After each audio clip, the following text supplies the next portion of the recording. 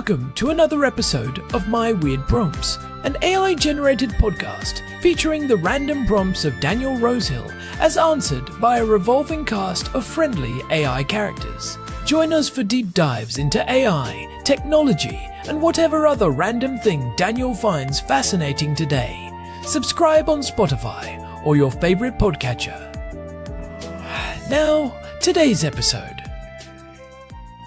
This episode was generated using artificial intelligence. Please verify facts. Hi, Herman and Corn. I want to ask you a question that maybe every new parent, or new father at least, has wondered, which is, with all the synthetic technology we've come up with in 2026, what is it about breastfeeding that remains such an important part of parenting? And when we read about all this research showing that basically formula is not recommended as a full replacement, it's because even though we can create a nutritional equivalent that will provide the nutritional needs of a child, breast milk is this crazy complicated chemistry with all these other things, immunological properties, and I think probably way more than what we even understand now. But what do we understand about it that it makes it such a unique thing? Because it goes something beyond nutrition. We're not talking even about the physiological aspects of breastfeeding, because that's, I guess, a separate thing.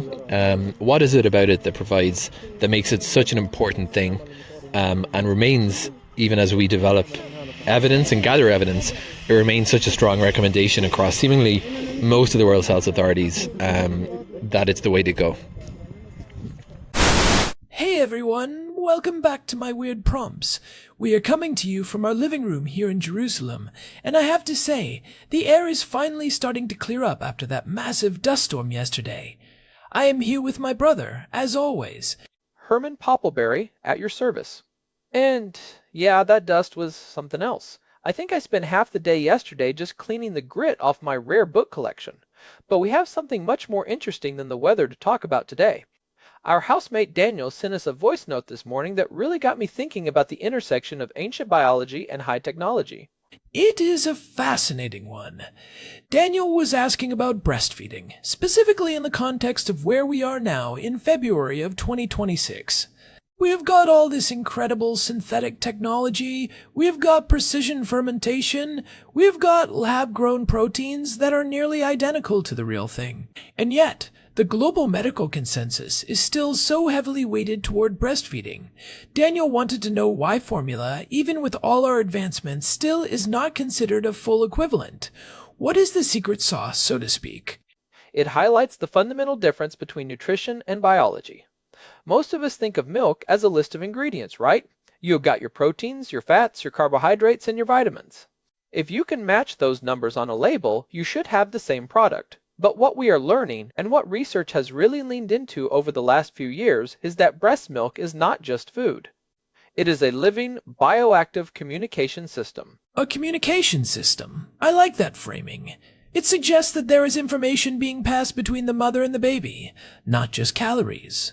That is the key thing. It is almost like a biological software update that happens multiple times a day. When we look at formula, even the most advanced ones we have in 2026, they are essentially static. You buy a tin, and the composition of that powder is the same on Monday as it is on Friday. But breast milk is dynamic. It changes based on the age of the baby, the time of day, and even the health of the mother and the infant. So, let's break that down. You mentioned it is a living fluid. I know one of the big talking points is always the immune system. How does that actually work in practice? Is it just antibodies? Antibodies are a huge part of it, specifically secretory immunoglobulin A, which is often called the first line of defense, but it goes way beyond that. One of the coolest things is what researchers call the retrograde flow, or more colloquially, the backwash effect. Wait, I have heard of this. This is the idea that the baby's saliva actually tells the mother's body what is going on. That is right. When a baby latches, a vacuum is created, and a small amount of their saliva is actually sucked back into the mother's nipple. Within that saliva are pathogens, bacteria, or viruses that the baby has been exposed to in their environment. The mother's mammary glands have lymphatic tissue that essentially scans that saliva. If it detects a threat, like a cold virus or a bacterial infection, the mother's body starts producing specific antibodies for that exact pathogen. Those antibodies then show up in the milk within hours. It is a real-time personalized pharmacy.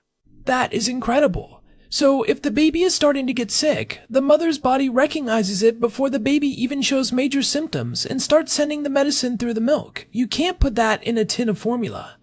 No, you really can't. And it is not just antibodies. We're talking about white blood cells too. In the first few days after birth, in that thick yellow milk called colostrum, there are millions of live white blood cells. These are leukocytes that can actually cross the baby's gut wall and enter their bloodstream to help fight off infections.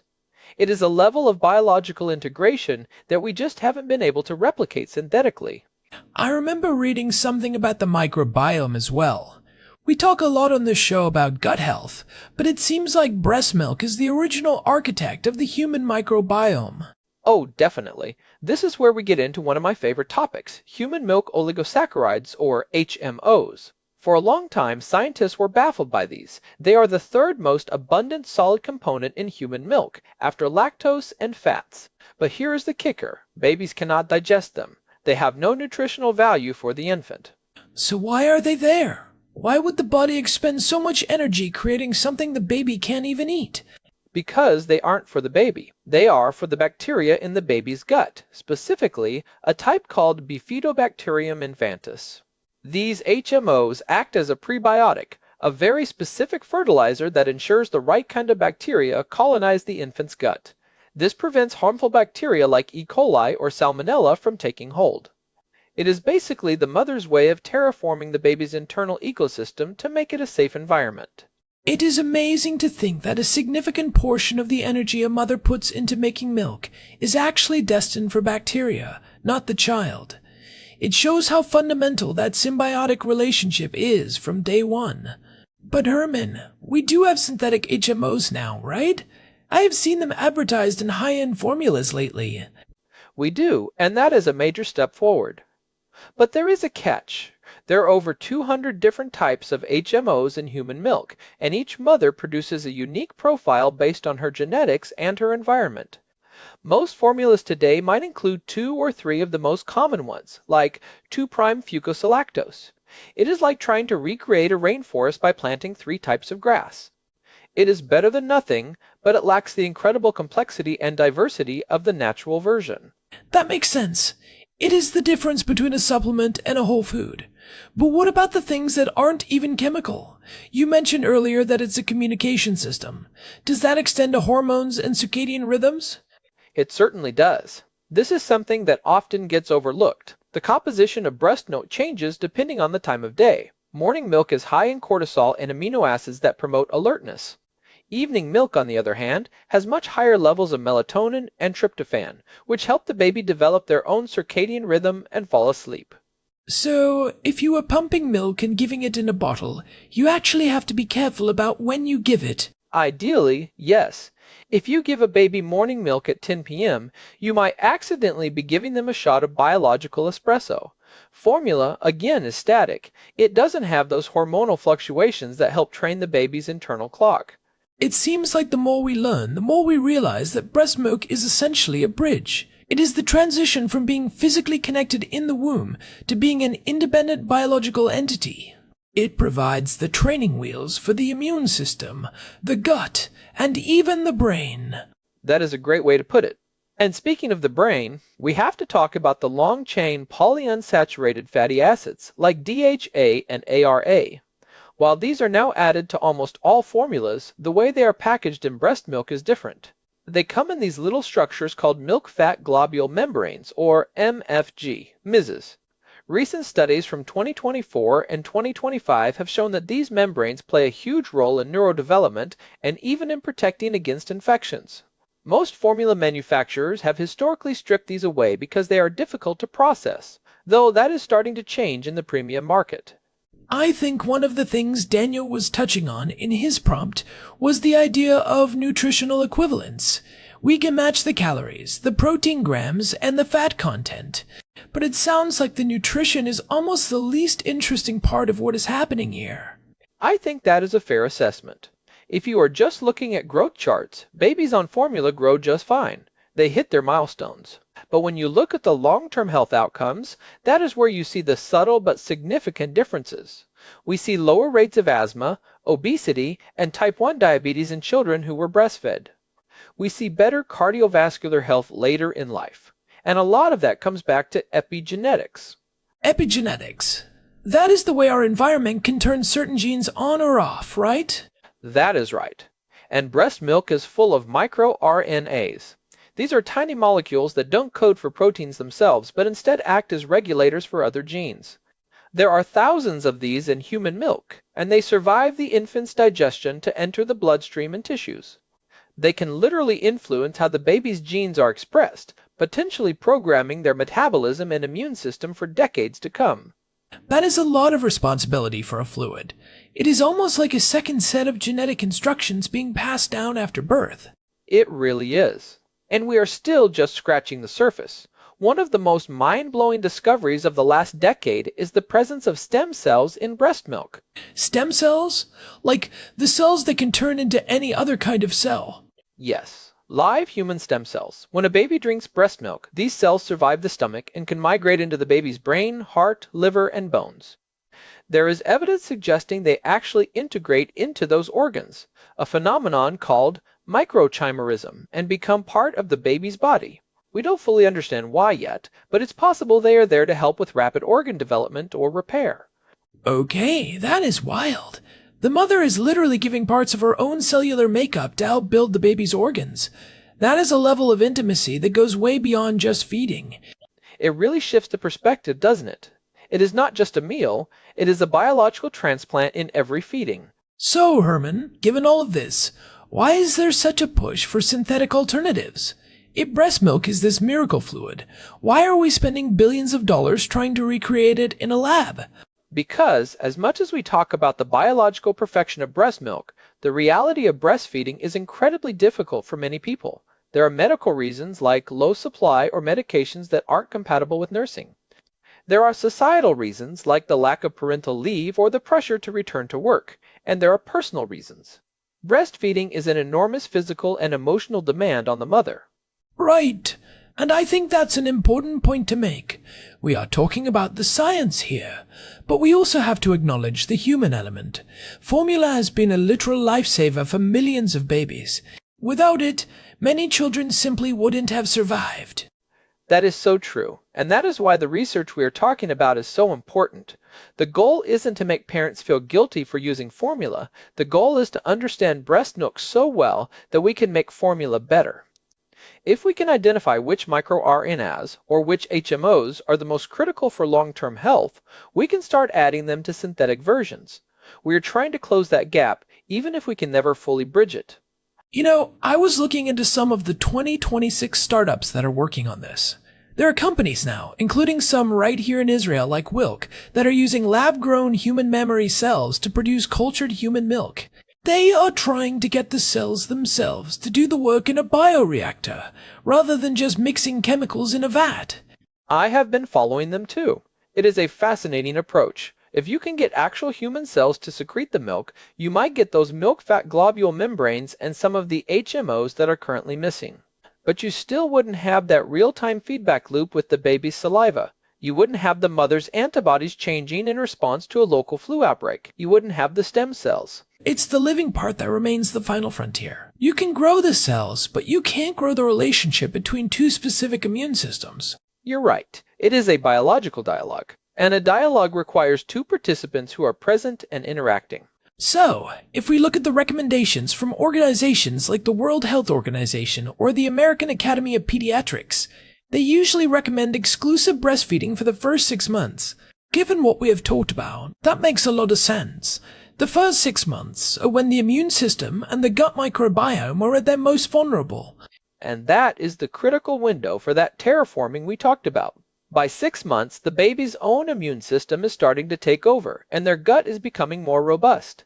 But even after 6 months, the benefits continue. The composition of the milk changes again as the baby starts eating solid foods, providing complementary nutrition and continued immune support. I think one of the misconceptions people have is that after a certain point, breast milk just becomes water or loses its value. But from what you are saying, it sounds like it just evolves. It never becomes water. In fact, in the second year of breastfeeding, the concentration of certain antibodies actually increases because the toddler is moving around more, putting more things in their mouth, and being exposed to more germs. The milk adapts to the child's changing lifestyle. It is like an adaptive security system that scales with the user's risk profile. I love that. That is exactly what it is. So, for the listeners who might be parents or soon-to-be parents, what are the practical takeaways here? We have talked a lot about the high-level science, but how does this translate to real-world choices in 2026? I think the first takeaway is to appreciate the complexity.